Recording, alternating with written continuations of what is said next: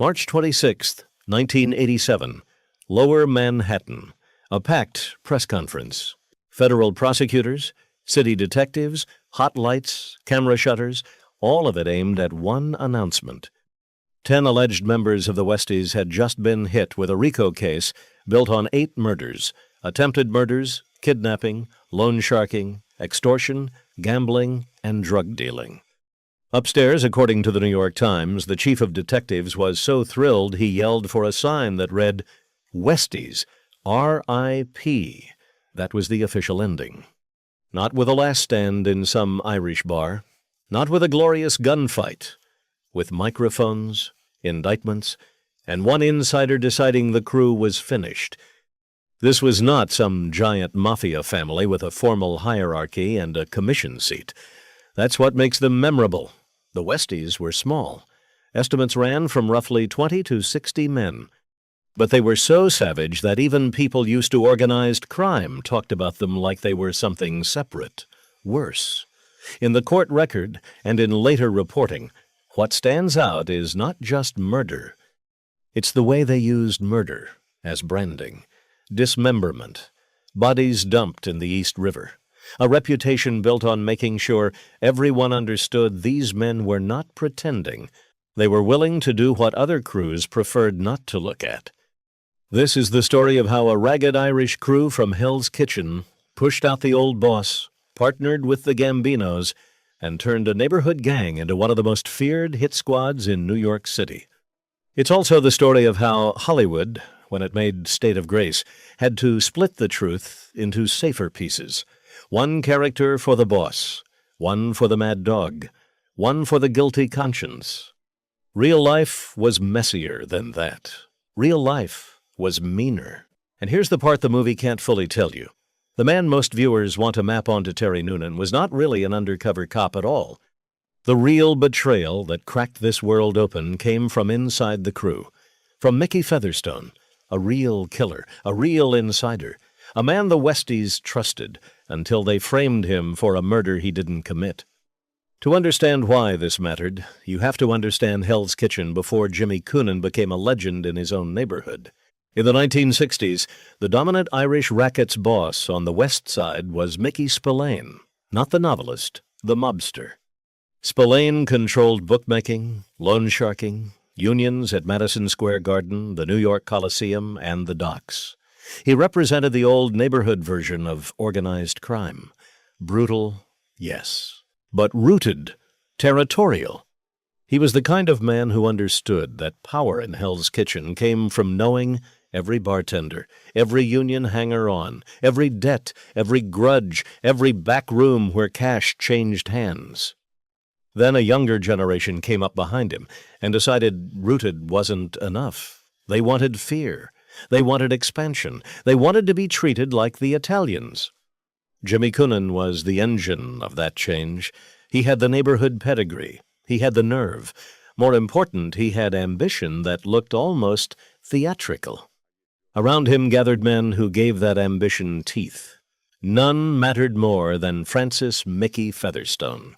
Featherstone was born on West 43rd Street into a big working-class Irish family. Later accounts describe him as small, blonde, almost boyish-looking, the kind of face people underestimated for about 5 seconds. He had served briefly in the army, came home damaged, drank hard, and built a reputation for sudden violence in neighborhood bars.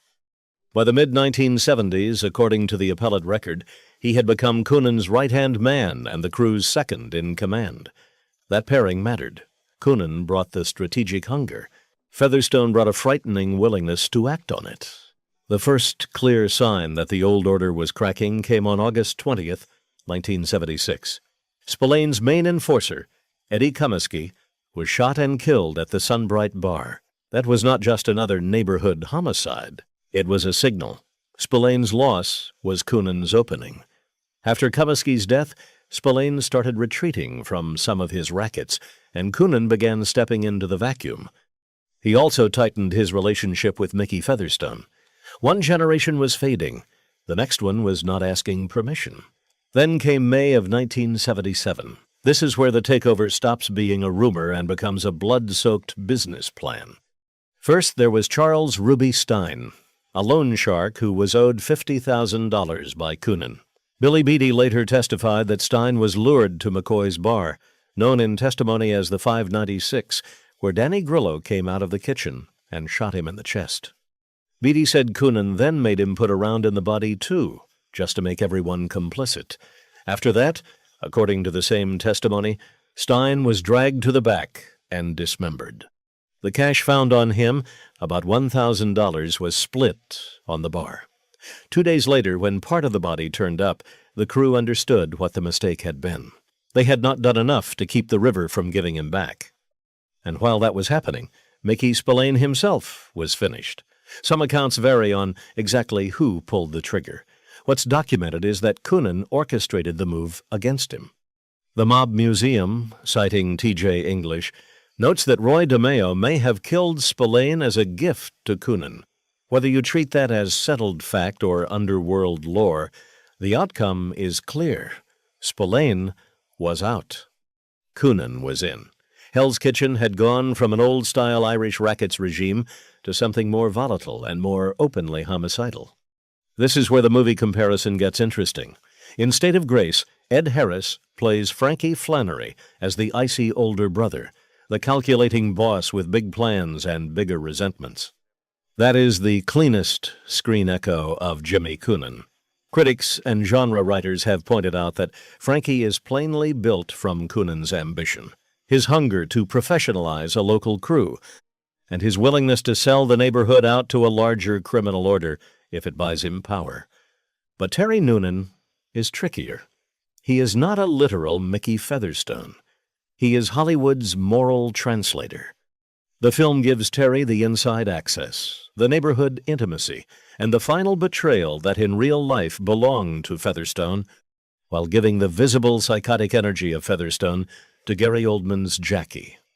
In other words, the movie had to split one real-world problem into two men. One to carry the madness, one to carry the guilt. But that's not the crazy part.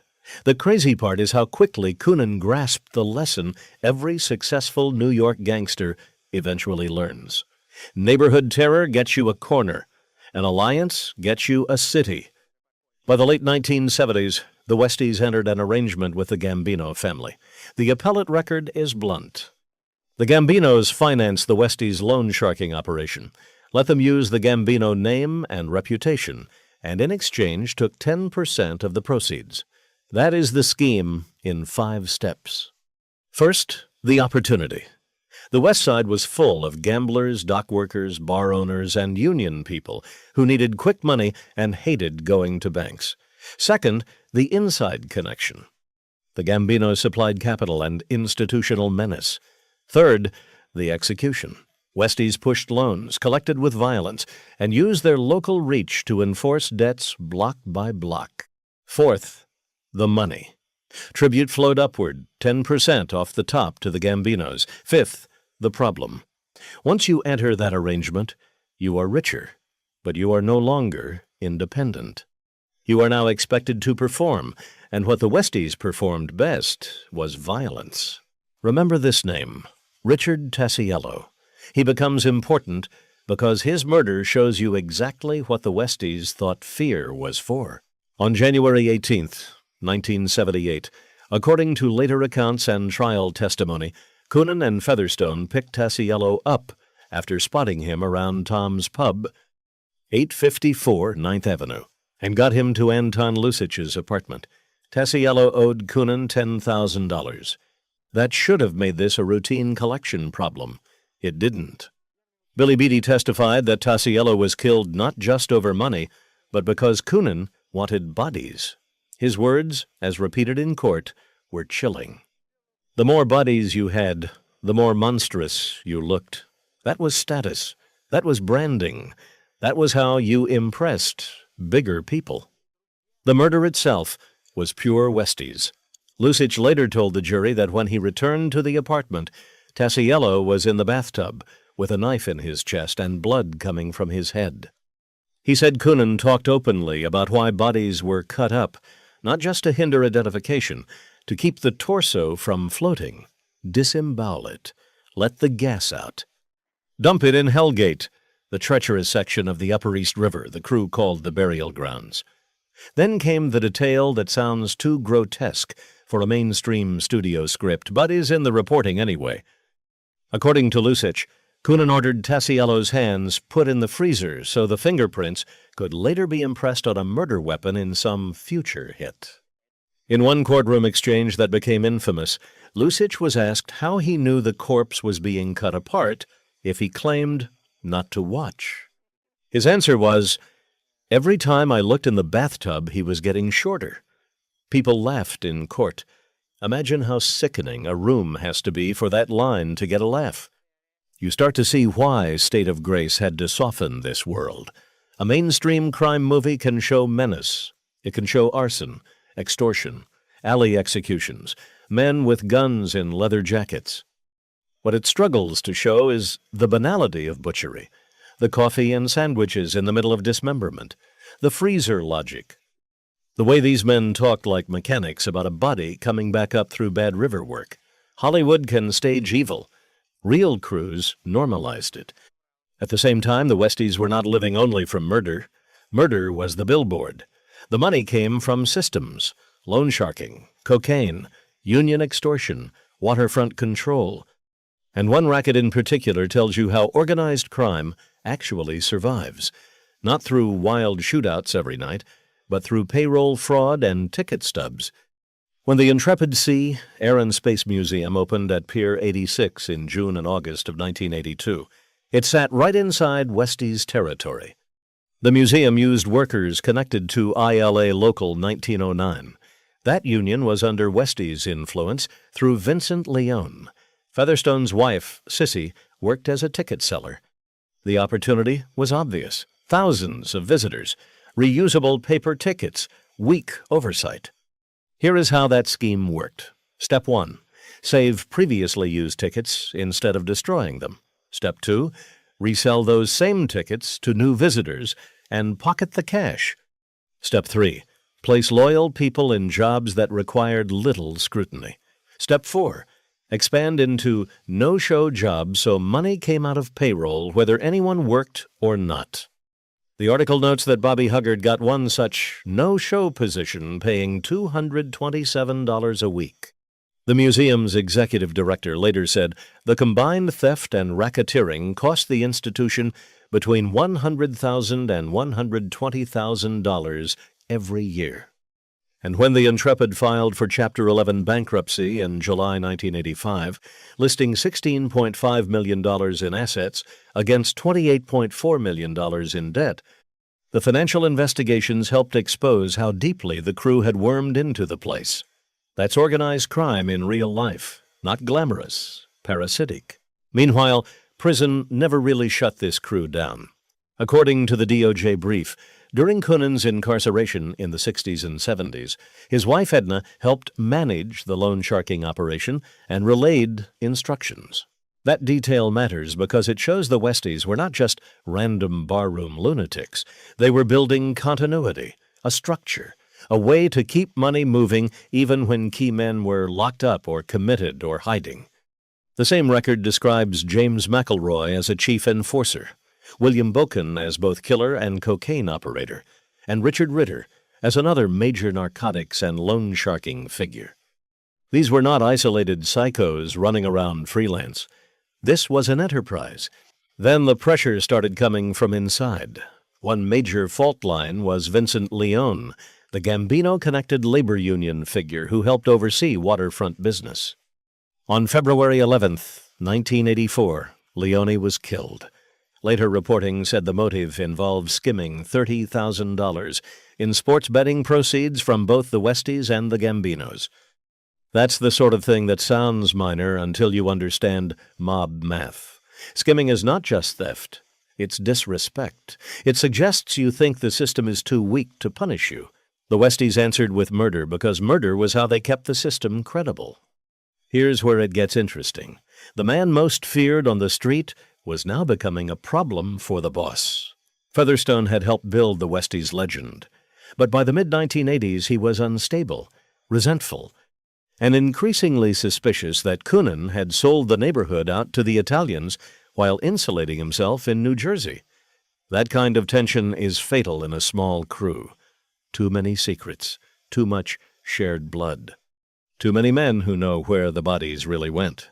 So when an old grievance resurfaced, Coonan allegedly found a way to solve two problems at once. The grievance centered on Michael Holley, a Hell's Kitchen construction worker. Holley had long been associated in Westie's lore with the death of John Bokun. On April 25, 1985, Holley was gunned down outside the Javits Convention Center. The DOJ brief states that on May 18, 1986, William Bokun confessed to Sissy Featherstone that he had killed Holley, describing the disguise he wore and how he shot Holley 5 times in the back. Later accounts expanded that story, saying Bokun dressed to resemble Featherstone. That is the scheme. First, the opportunity. A crowded street, old revenge motive, a target with predictable movement. Second, the inside connection. The crew knew Holley's history and knew Featherstone's image. Third, the execution. Bokun kills Holley in public and leaves behind the outline of a Featherstone hit. Fourth, the money and power logic. If Featherstone takes the case, Coonan removes a dangerous subordinate without directly killing him. Fifth, the problem. Framing a man who has committed real murders only works if he still believes the boss would never sacrifice him. Featherstone stopped believing. Featherstone was convicted in the spring of 1986 for Holley's murder and suddenly found himself facing 25 years in prison for one killing he had not actually done. That irony is almost too perfect for fiction. A man with multiple bodies tied to his name deciding he had finally been pushed too far because this time he was innocent. The New York Times reported that he approached prosecutors with an astounding offer. He would identify Holley's real killers and expose the Westies from the inside. This is why Terry Noonan exists as a fantasy of conscience in State of Grace. Real life did not give the audience a clean undercover cop.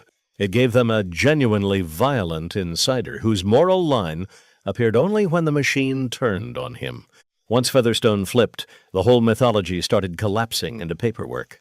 The case that followed described a gang that had controlled criminal activity in Hell's Kitchen for roughly 20 years, terrorizing the neighborhood through murders, kidnapping, extortion, loan sharking, gambling, and drug distribution. Prosecutors said some victims had been dismembered and dumped in the East River. Trial testimony brought all the hidden tradecraft into open court. Beatty on Ruby Stein. Lucich on Tassiello. Sissy Featherstone on Bokun's confession. Undercover discussions on January 15, 1987, about amphetamine sales and even contract murder. The point was not just to prove individual crimes. It was to show pattern, enterprise, repetition, method. The result was devastating. In February 1988, Jimmy Coonan and several others were found guilty. The DOJ brief later laid out the punishments in brutal federal language. Coonan got 75 years in prison and a $1 million fine. Edna Coonan got 15 years and a $200,000 fine. James McElroy got 60 years. Richard Ritter got 40 years. William Bokun got 50 years. Kevin Kelly, in the related case, got 50 years. The men who had built their mystique on being untouchable were now reduced to sentence lengths and docket numbers. That's always the ending. Not romance, inventory. 2 years later, in September 1990, State of Grace arrived and transformed this history into noir tragedy.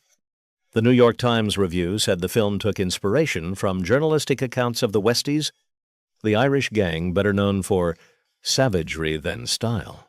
The review also noted that the movie focuses on the mixed marriage that began when the Westies collaborated with their Italian-American counterparts. That's the real Coonan story right there. Frankie Flannery wants scale. He wants legitimacy through the Italians. He wants to move beyond local thuggery. That is Jimmy Coonan, with the edges sanded into prestige drama. Terry Noonan, by contrast, is the way Hollywood makes betrayal emotionally acceptable. A returning son, a damaged friend, a lawman with a soul. But the actual force that destroyed the Westies was uglier and far more useful to prosecutors. It was Mickey Featherstone, a real participant in the crew's rise, deciding that if he was going down, everybody was going with him. And that is why Hollywood had to tone them down. Not because the screen couldn't handle violence, it always can. It had to tone them down because the real story is morally filthy in a way most audiences hate admitting. These were not tragic princes. They were not elegant masterminds. They were extortionists who forced bars to buy liquor, loan sharks backed by Italian capital, waterfront parasites skimming ticket booths at a museum, and killers who discussed river buoyancy like plumbers discussing drain pressure. The movie gives you doomed friendships and a beautiful score. The record gives you freezers, severed hands, and a no-show job paying $227 a week while a museum bleeds out. What happened to everybody else tells the same story. Featherstone disappeared into witness protection. The Westies, as a functioning power, faded in the late 1980s. Hell's Kitchen itself changed too. By the time State of Grace was shot in the summer of 1989, the real neighborhood was already being eaten by gentrification. The Daily News put it bluntly. The real-life Westies had fizzled out as informants sank the syndicate. The old bars, the tenements, the block-by-block Irish identity, all of it was becoming memory and real estate. So what does this story reveal about the Mafia and about organized crime more broadly? It reveals that violence is rarely the whole business.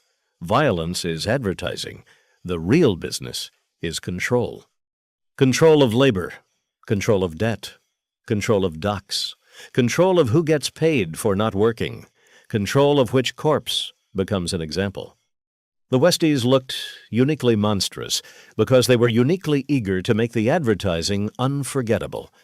But underneath that, they were running the same old criminal formula: fear plus cash flow plus corruption. That formula still matters today, even when the neighborhoods and accents change. Jimmy Coonan wanted what every ambitious mobster wants: more territory, more respect, a seat at a bigger table. Mickey Featherstone wanted what men like him usually want but can never name correctly: fear mistaken for significance. Mickey Spillane wanted to hold a neighborhood that no longer belonged to his style of gangster. In the end, Hollywood could turn that into a story about loyalty and loss. Real life turned it into indictments, body bags, and long federal sentences. That's the truth about the Westies. Not that they were too wild for the movies, it's that the movies had to civilize them just to make them watchable. If you found this story fascinating, hit subscribe. We drop a new mob documentary every week. And tell me in the comments, was Jimmy Coonan a strategist who understood the future, or just a neighborhood killer who mistook terror for power?